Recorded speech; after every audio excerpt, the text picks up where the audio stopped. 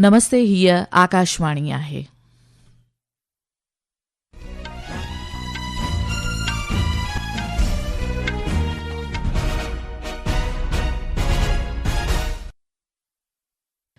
सिंधी समाचारनि सां गॾु मां गीता भाटिया। सभ खां अवल अहम ख़बरूं।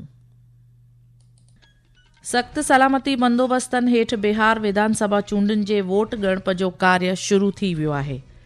कलकत्ता हाई कोर्ट भारत बांग्लादेश सरहद वटि फेंसिंग लॻाइण वारे मुद्दे बाबति ओलह बंगाल सरकार खे हलफ़नामो दायर करण लाइ चयो। 44 भारत अंतर्राष्ट्रीय वापारी मेलो IITF अॼु खां नई दिल्लीअ जे भारत मंडपम में शुरू थींदो।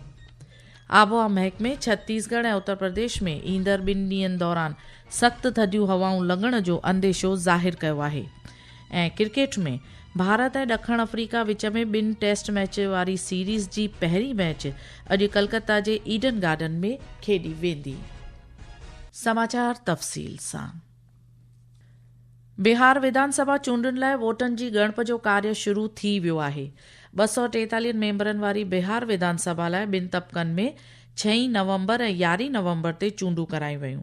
सभिनी वोट ॻणप मर्कज़नि ते सलामतीअ जा सख़्त बंदोबस्त कया विया आहिनि। हिकु रिपोर्ट।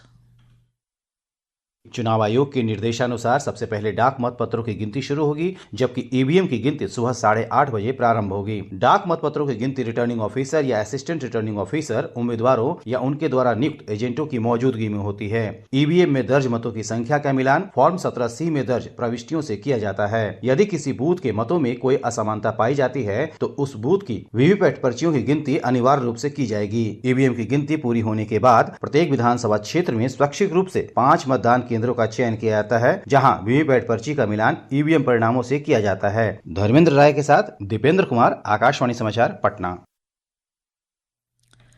ॿिए तरफ़ 7 राज्यनि जे 8 विधानसभा सीटुनि लाइ थियल उपचूंडुनि जे लाइ बि वोटनि जी ॻणप जो कार्य शुरू थी वियो आहे। राष्ट्रपति द्रौपदी मुर्मू ॿुधायो आहे त मुल्क साल 2047 ताईं विकसित भारत तौरु क़ाइमु थियण लाइ चौडसी विकास सां गॾु बदिलावनि जी नई क्रांतीअ ज़रिए अॻिते वधी रहियो आहे। हिन वधीक चयो त दुनिया जे कुंड कुर्छ में वसियल भारतीय बिरादरी पिणु इन तरक़ीअ जे सफ़र जो लाज़मी हिसो आहे।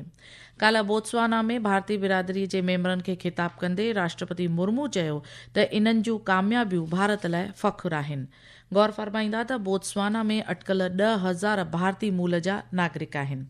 ताज़ा मिलियल ख़बर मुताबिक़ राष्ट्रपति द्रौपदी मुर्मू 2 अफ्रीकी मुल्कनि अंगोला ऐं बोत्सवाना जो दौरो मुकमल करे नई दिल्ली वापसि पहुची वई आहे। कोलकाता हाई कोर्ट भारत बांग्लादेश सरहद ते फेंसिंग लॻाइण वारे मुद्दे बाबति ओलह बंगाल सरकार खां हलफ़नामे जी घुर कई आहे। ध्यानु ॾियारियो त इन ॾिस में कोर्ट में अर्ज़ी दायर कई वई आहे। ओलह बंगाल में मुल्क जे अटकल 2216 किलोमीटर जे सरहद बांग्लादेश सां लॻ आहे ऐं इन दायरे में केतिरनि ई जायुनि ते फेंसिंग न हुअण सबबि घुसरखोरी ऐं तस्करीअ जा वाक़िया वधी रहिया आहिनि।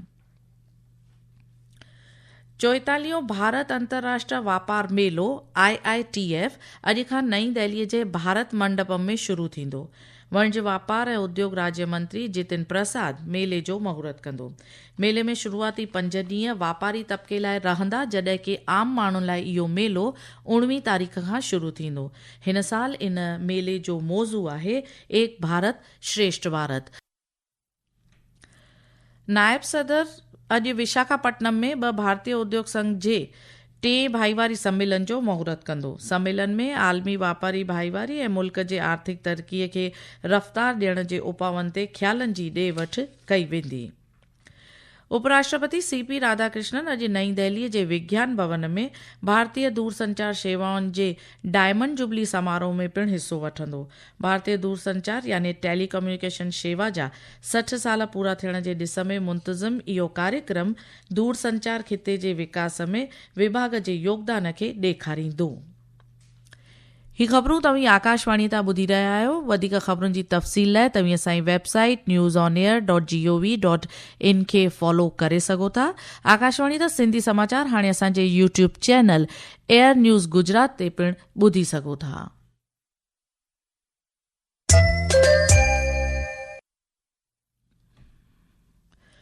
वाणिज्य वापार ऐं उद्योग मंत्री पीयूष गोयल काल्ह नईं दिल्लीअ में नेपाल जे तिजारती मंत्री अनिल कुमार सिन्हा सां ख़ासि बाहमी मुलाक़ात कई। बैठक दौरान ॿिन्ही मुल्कनि विच में वापार वाबस्तु थियल करार में कुझु दुरुस्तियूं कयूं वयूं ऐं बैदि में दस्तावेज़नि जी मटासटा बि कई वई। इन ॾिस में वज़रात ॿुधायो त समझौते में सुधार करण सां जोगबनी विराटनगर रेल लिंक खां सिधो रेल लाॻापो क़ाइमु थींदो ऐं इन सबबि वॾे पैमाने ते कार्गो शेवाउनि खे पिणु हथी मिलंदी। मरकज़ी सैर सपाटे ऐं सक़ाफ़ती मंत्री गजेंद्र सिंह शेखावत अॼु गैंगटॉक जे उत्तर ओभर ख़िते लाइ अंतर्राष्ट्रीय सैर सपाटे मार्ट जो महूरत कंदो। सिक्किम जो मुख्यमंत्री प्रेम सिंह तमांग ऐं अरुणाचल प्रदेश जो मुख्यमंत्री प्रेमा खांडू ऐं उत्तर ओभर राज्यनि जा सैर सपाटे वारा मंत्री इन कार्यक्रम में शिरकत कंदा। अचो त ॿुधूं हिकु रिपोर्ट। 13वां अंतर्राष्ट्रीय पर्यटन मेला दुनिया के कई देशों की भागीदारी के साथ आयोजित होगा। इसमें 19 देशों के प्रतिनिधि जिनमें Spain, Thailand, France, Russia, Germany जैसे देश शामिल होंगे। 4 दिन तक चलने वाले ये कार्यक्रम अंतर्राष्ट्रीय टूर ऑपरेटर, इन्फ्लुएंसर, घरेलू खरीदार और विक्रेता को एक साथ लाएगा, जिनका मकसद देश और विदेश के पर्यटन क्षेत्र के लोगों को जोड़ना है।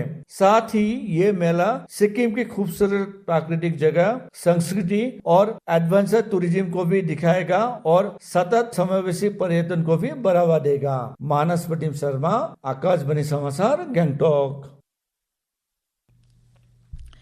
अॼु 14 नवंबर बाल दिवस आहे। आज़ाद भारत जे पहिरें प्रधानमंत्री ऐं बर्ख नेता पंडित जवाहरलाल नेहरूअ जी जनम जयंतीअ खे भारत में बाल दिवस जे रूप में मल्हायो वेंदो आहे। राष्ट्र जो आईंदह यानी ॿारनि जे रोशन मुस्तक़बिल ऐं उन्हनि जे हक़नि जी हिफ़ाज़त वास्ते अॼु बाल दिवस जे मौक़े ते मुख़्तलिफ़ स्कूलनि में सक़ाफ़ती प्रोग्राम मुंतज़िम कया विया आहिनि।